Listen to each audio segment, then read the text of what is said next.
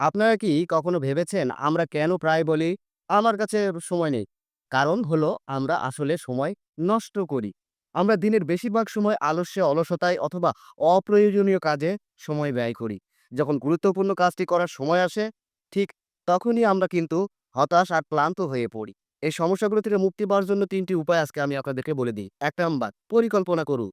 দিনের শুরুতে আপনার কাজের তালিকা তৈরি করুন। গুরুত্বপূর্ণ কাজগুলো আগে রাখুন।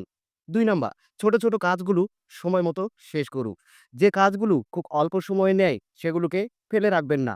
সেগুলো দ্রুত শেষ করে ফেলবেন আপনি। এখন এইভাবে আপনি মানসিক শান্তি পাবেন। ৩ নাম্বার বিশ্রামেরও সঠিক সময় রাখুন।